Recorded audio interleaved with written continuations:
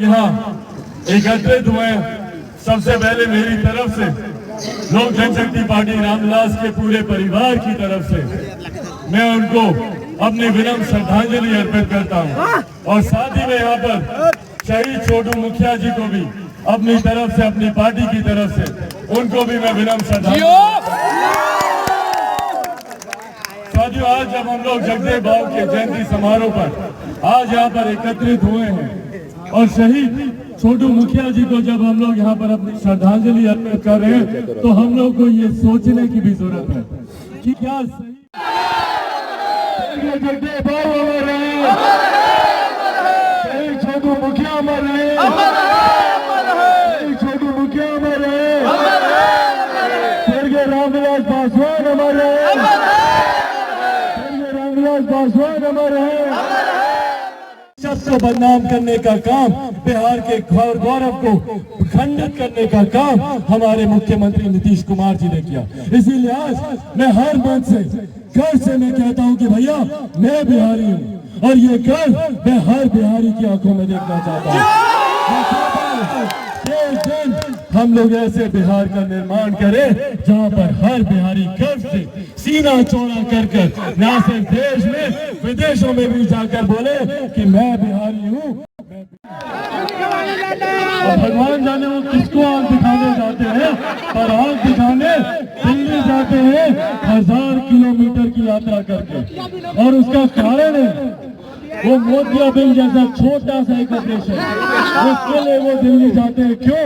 क्योंकि अगर पटना में अगर वो ऑपरेशन कराते, बिहार में ऑपरेशन कराते, तो जानते हो क्या होता? आग निकाल ली जाती है। जैसा मुजफ्फरपुर में हुआ, जैसे सब लोग की आग निकाल ली गई, मुख्यमंत्री को पता था कि उनकी आंख निकाल ली जाएगी, इसीलिए वो 1000 किलोमीटर चार्टर फ्लाइट कर दिल्ली गए। सोचिए, जो मुख्यमंत्री खुद अपने स्वास्थ्य के लिए उनको दिल्ली जाना पड़ता हो, खुद अपने व्यक्तिगत कार्यों के लिए उनको दिल्ली जाना पड़ता हो, तो सोचिए उस मुख्यमंत्री ने पिछले 16 साल में हम लोगों के लिए क्या किया। और जिस मुख्यमंत्री ने अगर हम लोग के लिए कुछ नहीं किया, तो ऐसे मुख्यमंत्री को मुख्यमंत्री बने रहना चाहिए क्या? आज पूरा बिहार अपराध से ग्रस्त है और वहीं दूसरी तरफ भ्रष्टाचार से ग्रस्त है। ईमानदारी से आप लोग मुझे बताइए, क्या आप लोग का कोई एक काम बिना घूस दिया होता है क्या? हर चीज में घूस, हर चीज में घूसखोरी। और तो और अपने यहाँ किसी का दुखद निधन हो जाए तो पोस्टमार्टम के बाद लाश लेने के लिए भी घूस देना पड़ता है, योजना को धरातल पर उतारने के लिए घूस देना पड़ता है।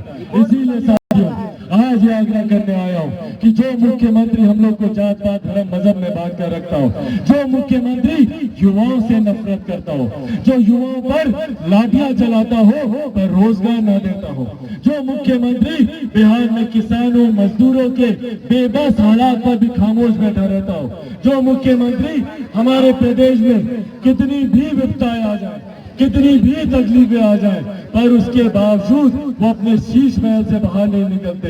आपने कभी किसी संकट की घड़ी में मुख्यमंत्री को अपने बीच देखा है क्या?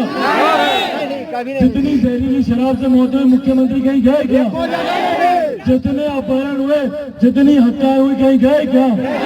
और तो और उनका गृह जिला नालंदा में हो गया भैया, नालंदा तक गए क्या? तो जो मुख्यमंत्री दुख की घड़ी में हमारे साथ खड़ा ना रहता हो, उसको मुख्यमंत्री बने रहना चाहिए क्या? इसीलिए साथियों यह आग्रह करने आया हूँ आप लोगों से, इसीलिए साथियों यह आग्रह करने आया हूँ, जो मुख्यमंत्री कानून का दुरुपयोग गरीबों के खिलाफ करता हो। आज शराबबंदी कानून में देख लीजिए, लाखों लोग जेल में बंद हैं जो गरीब परिवार के। क्यों? क्योंकि वो शराबबंदी के खिलाफ अपनी आवाज उठा रहे थे, शराबबंदी की पोल खोलने का काम कर रहे थे। तमाम उन गरीब लोगों को जेल में ठूसने का काम करते हमारे मुख्यमंत्री। गरीब है ताकि वो अपनी आवाज न उठाए, उनको बांध कर जेल में लेके जाने का काम करते हमारे मुख्यमंत्री नीतीश कुमार। इसीलिए साथियों यह आग्रह करने आया हूँ, जरूरत है बिहार को बदलाव की, जरूरत है बिहार को स्वर्गीय जगदेव बाबू के विचारों पर आगे चलने की। उन्होंने जो संघर्ष अधूरा छोड़ा समाज को एकजुट करने का, बिहार को विकसित करने का, स्वर्गीय जगदेव बाबू के उस सपने को हम लोग पूरा करने आज यहाँ पर एकत्रित हुए हैं। और मैं चाहता हूँ कि हम सब हाथ उठाकर संकल्प लें कि जब तक स्वर्गीय जगदेव बाबू के सपने को हम लोग पूरा नहीं करेंगे हम लोग चैन से नहीं बैठेंगे। दोनों हाथ उठाकर जब तक उनके सपने को पूरा नहीं करेंगे और जब तक इस सरकार को हम लोग बदल नहीं देंगे तब तक हम लोग चैन की सांस नहीं लेंगे।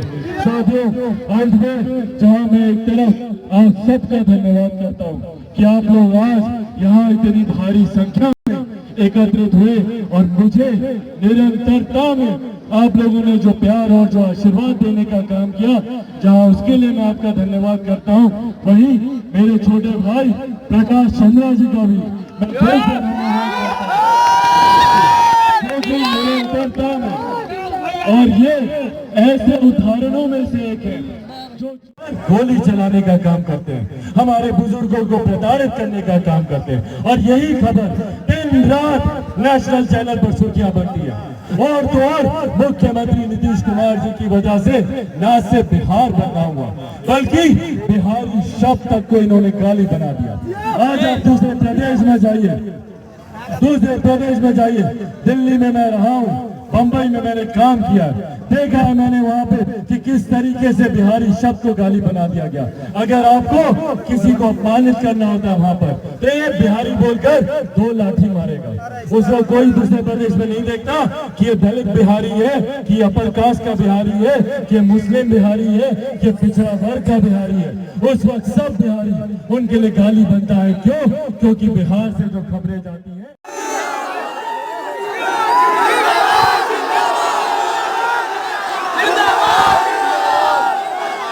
लगता है क्या? मुख्यमंत्री की लाठियों से डर लगता है? करेंगे हम लोग, करेंगे। इनको मुंह तोड़ जवाब देना है कि नहीं? कैसे देंगे जवाब? मुख्यमंत्री को उनकी गद्दी से, मुख्यमंत्री को उनके पद से जब तक हम लोग नहीं उठाएंगे तब तक हम लोग चैन की सांस नहीं लेंगे। इन्होंने निरंतरता में हम लोग को प्रताड़ित किया, निरंतरता में हम लोग को बहकाने का काम किया, दुनिया भर के झूठे वादे, झूठी योजनाएं और बदले में क्या मिला? आजादी के 75 साल के बाद आज एक तरफ देश आजादी की 75वीं स्वतंत्रता दिवस मना रहा है। एक से एक खूबसूरत रंगारंग कार्यक्रम हम लोग आजादी के समारोह पर हम लोग कर रहे हैं, अमृत समारोह हम लोग मना रहे हैं। और वहीं दूसरी तरफ बिहार, यहाँ से कैसी खबरें आती है? जहरीली शराब से फलाना जिला में इतने लोग मर गए, वहां पर जहरीली शराब पीने से इतने लोग मर गए। बिहार में अगर आज की तारीख में कोई खबर सुर्खियां बनती है तो सिर्फ जहरीली शराब से हुई मौत है। अगर एक मुख्यमंत्री से एक कानून नहीं समझता, जो हमारे प्रदेश के मुख्यमंत्री हैं वो हमारे प्रदेश के गृह मंत्री भी हैं, अगर उनसे एक कानून नहीं समझता तो उनसे पूरा प्रदेश का सब लेगा। इसीलिए साथियों आज ये आग्रह करने आया हूँ आप लोगों के पास कि जिस मुख्यमंत्री ने हमारे प्रदेश को बदनाम करके रख दिया, आज जाइए कहीं पर शेल्टर होम जैसी शर्मनाक खबर सुनने को मिलती है। सुना होगा आप लोगों ने किस तरीके से मुजफ्फरपुर जैसी घटना पटना में भी दोहराई गई। शेल्टर होम में, बालिका गृह में, बालिका सुधार गृह में छोटी छोटी बच्चियों के साथ देह व्यापार वहां पे उनसे कराया जाता था। और उससे बड़ी शर्मनाक बात ये कि जिसके ऊपर आरोप थे, जो वहां का इंचार्ज थी, उसको महज 24 घंटे के भीतर उसको मुख्यमंत्री नीतीश कुमार जी और उनकी सरकार ने क्लीन चिट देने का काम किया। उन्होंने कहा कि इन लोगों ने कोई अपराध नहीं किया। तो भैया अगर कोई अपराधी नहीं है तो प्रदेश में ये अपराध होता कैसे है? जवाब दे मुख्यमंत्री नीतीश कुमार। आप किसी अपराधी को सजा नहीं देते? आज तक मुझे बताइए जितनी घटनाएं हुई क्या किसी अपराधी को सजा मिली? जितने कत्ल हुए, जितने बलात्कार हुए, जितनी लूट हुई, डकैत हुई, अपहरण हुए, क्या किसी भी अपराधी को हमने सजा मिलते हुए देखा? यही कारण है कि बिहार से अपराध नहीं रुकता। यही कारण है कि बिहार में अपराधियों का मनोबल इतना बढ़ा हुआ है क्योंकि संरक्षण प्राप्त है, शासन का, प्रशासन का संरक्षण प्राप्त है ऐसे अपराधियों को। और बेलगाम होकर खुलेआम हमारी बहन माताओं बहनों की इज्जत लूटते हैं। दिन दहाड़े हमारे व्यापारी भाइयों के उनकी भी शहादत हुई। इन तमाम शहीदों का हिसाब हम लोग को लेना है। जितने अपराधियों ने इनको बिल्कुल लेना है, कहीं ना कहीं उसका जवाब हम लोग को एकजुट होकर, एकत्रित होकर, तमाम इन अपराधियों को आने वाले समय में सलाखों के पीछे डालकर हम लोग को इन शहीदों को सही मायनों में अपनी श्रद्धांजलि देनी है, उनके प्रति अपना सम्मान अर्पित करना है। एक बार फिर से आप सबका बहुत बहुत धन्यवाद करता हूँ, इस उम्मीद के साथ कि मेरे युवा इसी तरीके से मेरा साथ देते रहेंगे।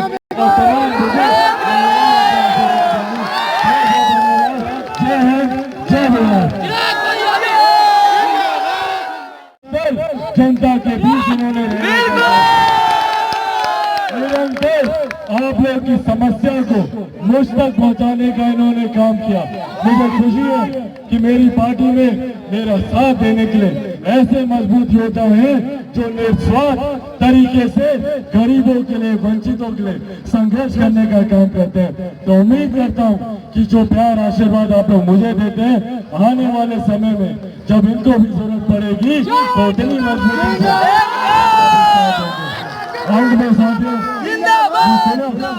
अपनी तरफ से विनम्र श्रद्धांजलि अर्पित करता हूँ स्वर्गीय जगदेव बाबू को। और एक बार फिर से छोटू मुखिया जी, शहीद छोटू मुखिया जी को भी अपनी तरफ से श्रद्धांजलि अर्पित करता हूँ। और एक बार फिर आप सबका यहाँ आने के लिए धन्यवाद करता हूँ।